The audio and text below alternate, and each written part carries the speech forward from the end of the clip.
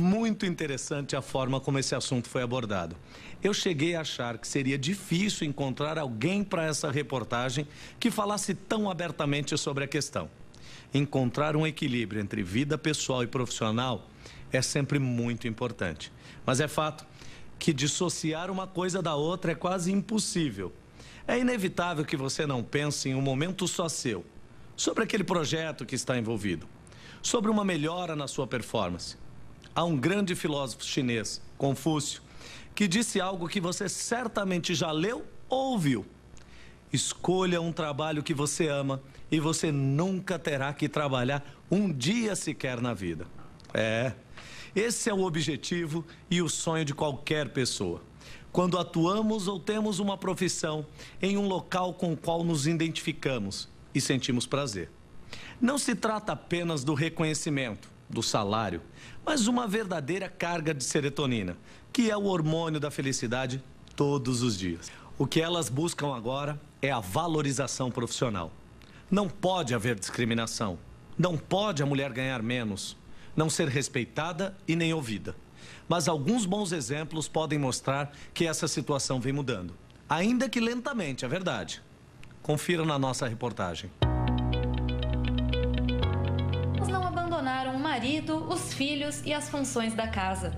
Mas passaram cada vez mais a tomar seu espaço no mercado. Grande parte delas ainda recebe menos do que os homens ou está longe de ocupar cargos de alto nível dentro das empresas. Apenas 11% dos cargos de CEO no país são ocupados por mulheres.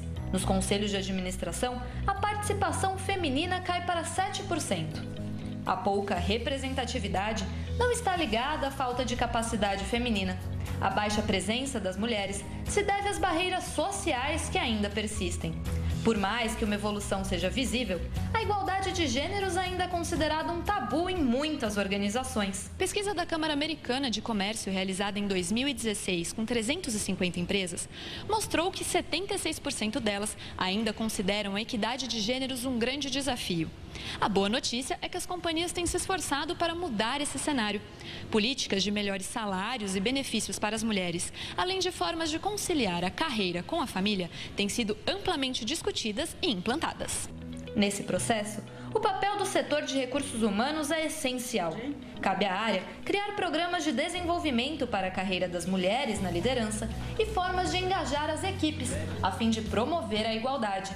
Nós lançamos um programa de mentoring o ano passado, focado na questão de mulheres, para discutir aflições, dúvidas que as mulheres têm com relação a como desenvolver e crescer nas suas carreiras. Isso para a gente é muito importante. Grande parte da nossa estratégia hoje está muito orientada a trazer o homem para a discussão do empoderamento da mulher. Os homens precisam não só empoderar as mulheres, mas se auto-empoderar sobre a discussão da carreira da mulher nos ambientes de trabalho.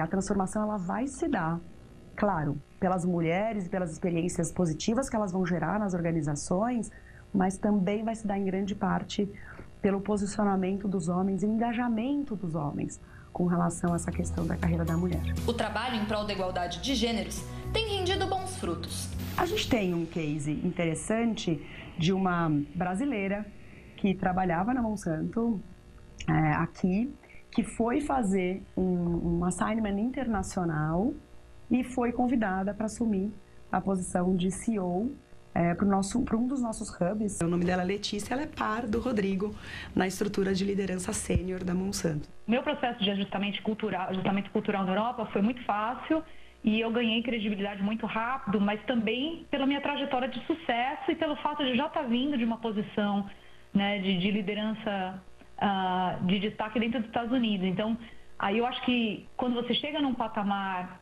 de liderança alto, eu acho que o fator mulher acaba sendo um pouco menos relevante. Aos poucos, grandes empresas e instituições vêm mudando a mentalidade e investindo na contratação de mulheres para seus cargos mais estratégicos. Em São Paulo, a Câmara de Comércio Americana apresentou sua primeira CEO mulher em 97 anos de existência.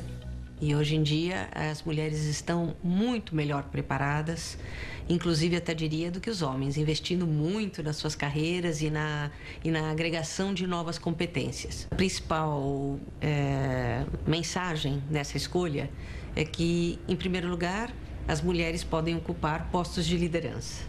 Em segundo lugar, que a entidade que faz com que seus associados reflitam sobre as questões de diversidade tem que praticá-las também.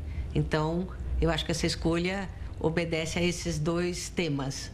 Desde que assumiu a presidência em 2015, ela vem ampliando os grupos de discussão sobre a igualdade de gêneros e a diversidade em geral.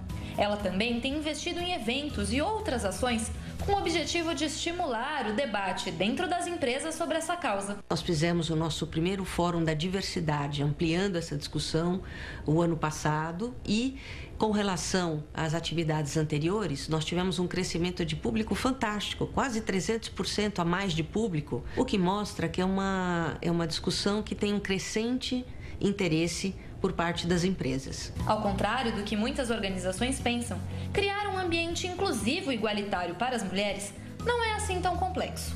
Pequenas ações podem fazer uma grande diferença.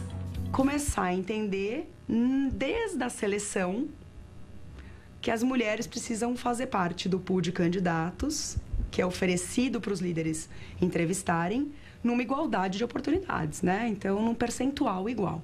Que não seja 80-20, 80% homens e 20% mulheres, mas que a gente possa trazer um pool de candidatos que realmente seja diversificado e considere gênero numa posição igualitária. Apostar nas mulheres para cargos executivos traz uma grande vantagem para as companhias. Aquelas com lideranças femininas obtiveram, em média, crescimento de 15% em seu desempenho financeiro, segundo dados mundiais divulgados por Instituto de Pesquisa. Com um saldo tão positivo para as corporações e com tamanho potencial para chegar lá, o que é preciso para que as mulheres sintam-se efetivamente empoderadas? Suas vezes, principalmente mulheres no início de carreira, né, ou quando chegam nas posições iniciais de gerência, você tem que criar um suporte dentro da empresa e ter alguns patrocinadores fortes que consigam encorajá-las a seguir, né? E elas vão ter momentos difíceis, vão passar por desafios, momentos até de pensar em desistir, mas criando esse suporte e esse sponsorship dentro da empresa faz com que elas consigam superar os próprios limites, né, os próprios desafios e seguir para frente. O meu próprio exemplo, se eu não tivesse tido esse suporte interno, dificilmente eu teria chegado onde eu cheguei hoje. Acho que a mulher sempre será uma equilibrista, aquela que dá voltinha nesse pratinho, dá voltinha no pratinho dos amigos, da família, do trabalho e tenta desempenhar tudo o melhor possível. Super poderosas do mundo real, as mulheres ainda têm muito que batalhar pelo seu espaço, mas já celebram as conquistas dos últimos anos. Ainda que exista muito que transformar, elas seguem fortes, certas de que podem conquistar o sucesso e a plenitude em casa e na carreira. Esse é um tema bastante sensível. Você deve estar ouvindo falar sobre o empoderamento das mulheres, sobre como elas vêm ganhando espaço cada vez mais no mercado. Mas sabemos que ainda há uma desigualdade muito grande quando comparado a nós homens, principalmente no ambiente de trabalho. As estatísticas ainda assustam. As mulheres ganham, em média, menos do que os homens, mesmo com mais estudo e qualificação. Quanto à participação em cargos de chefia e gerências nas empresas e organizações, ainda tem muito a ser feito. Segundo o estudo da Organização Internacional do Trabalho, só entre 5% e 10% dessas instituições são chefiadas por mulheres no Brasil.